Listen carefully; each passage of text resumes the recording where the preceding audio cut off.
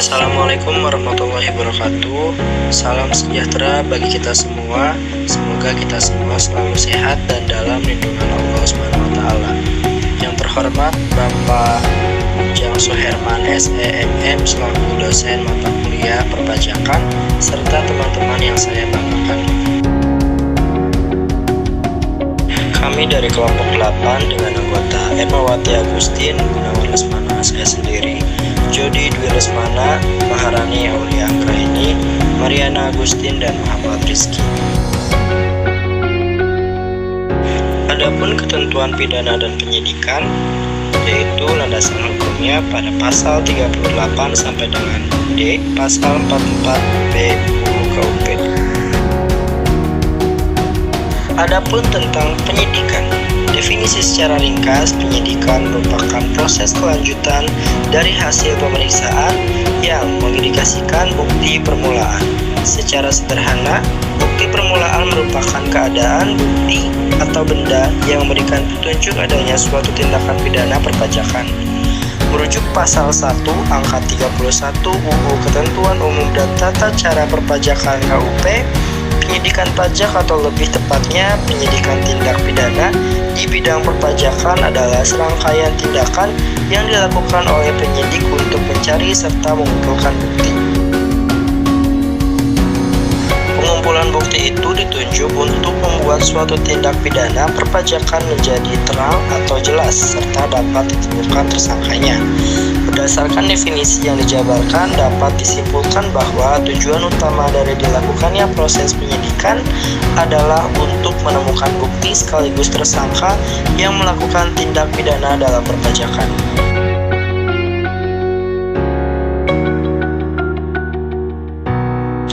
Penyidikan pidana perpajakan pada pasal 1 angka 31 dan pasal 44 ayat 1, yaitu penyidikan adalah serangkaian tindakan yang dilakukan penyidik untuk mencari dan mengumpulkan bukti yang dapat membuat terang tindak pidana perpajakan dan menemukan tersangkanya. Lalu, penyidik adalah pejabat PNS atau pegawai negeri sipil. Lalu, wewenang penyidikan pada pasal 44 ayat 2. Yang pertama, menerima, mencari, mengumpulkan, dan meneliti keterangan atau laporan. Kedua, meneliti, mencari, dan mengumpulkan keterangan terkait WP, OP, atau badan berikut perbuatannya. Ketiga, meminta keterangan atau bukti dari WP, OP, atau badan. Keempat, memeriksa buku, catatan, atau dokumen lain. Kelima, melakukan penggeledahan. Keenam, meminta bantuan tenaga ahli. 7. Menghentikan penyidikan. 8. Menghentikan atau meminta seseorang tinggal saat pemeriksaan serta memeriksa identitas.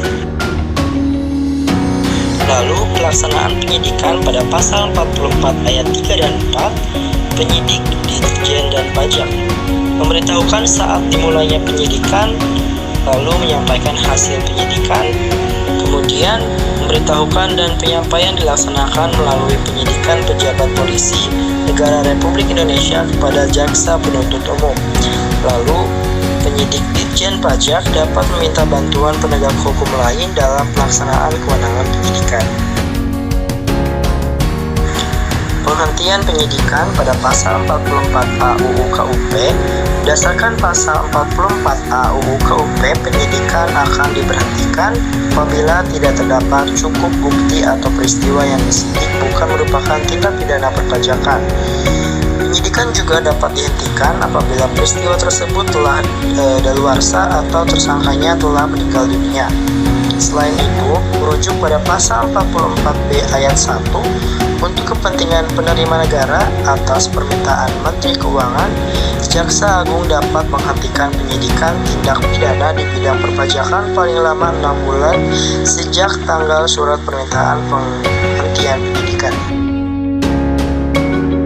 Lalu, pihak berhak menghentikan penyidikan pada pasal 44A dan 44B, penyidik Ditjen Pajak apabila ditemukan kondisi seperti tidak cukup bukti, kemudian peristiwa bukan merupakan tindak pidana, lalu dicapainya daluarsa, dan 4 tersangka meninggal dunia. Jaksa Agung atas permintaan Menke apabila 1. WP telah melunasi jumlah pajak yang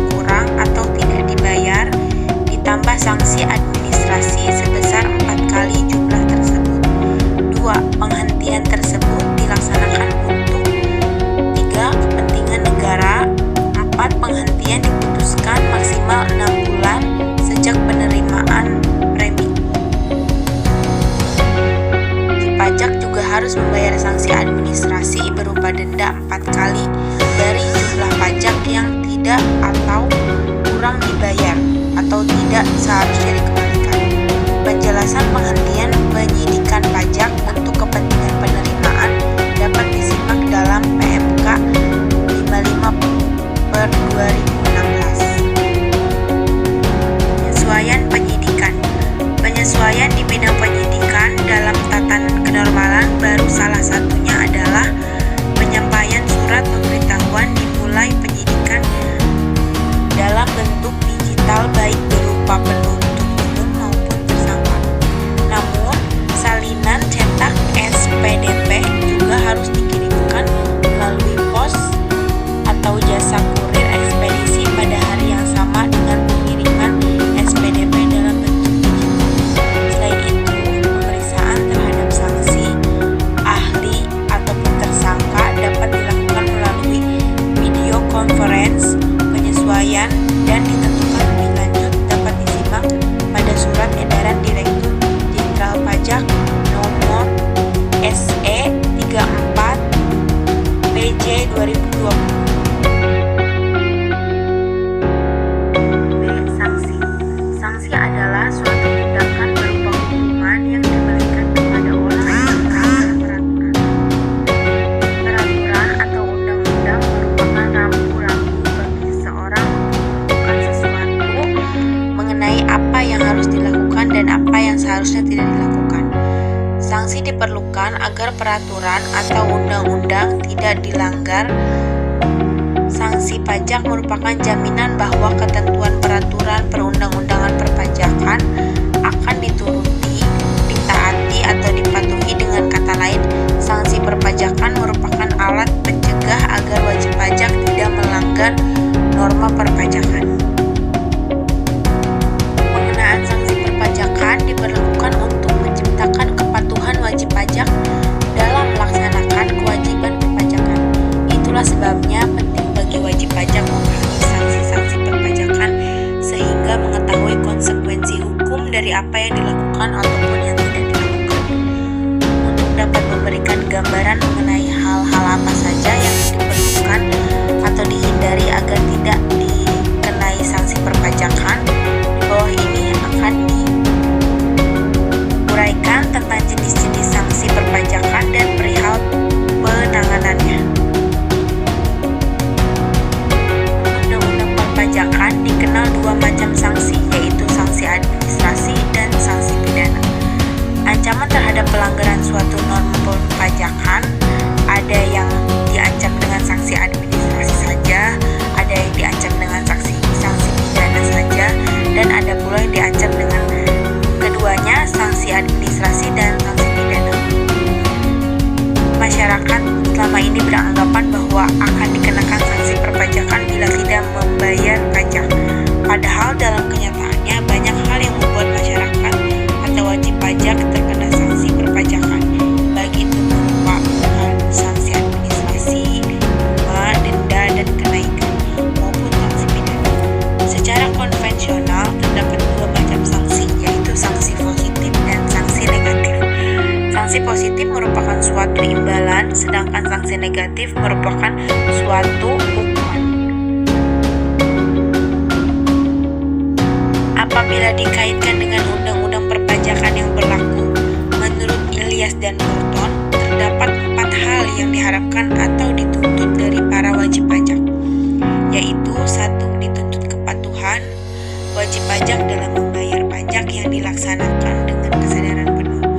2. Dituntut tanggung jawab atau responsibility wajib pajak dalam menyampaikan atau memasukkan surat pemberitahuan tepat waktu. 3. Dituntut kejujuran wajib pajak dalam mengisi surat pemberitahuan sesuai dengan keadaan sebenarnya. 4. Memberikan sanksi yang lebih berat kepada wajib pajak yang tidak taat pada ketentuan yang berlaku. Dari keempat hal di atas, paling efektif menurut Ilyas dan Burton adalah dengan menerapkan sanksi law enforcement atau tanpa pandang bulu dan dilaksanakan secara konsekuen. Sekarang ini, wajib pajak yang tidak atau terlambat memasukkan atau menyampaikan SPT dikenakan denda SPT ditambah 100.000 atau 500.000 atau 1 juta. Semakin tinggi atau beratnya sanksi, maka akan semakin merugikan wajib pajak. Oleh sebab itu, sanksi perpajakan diduga akan berpengaruh terhadap tingkat kepatuhan wajib pajak dalam membayar pajak. Sekian presentasi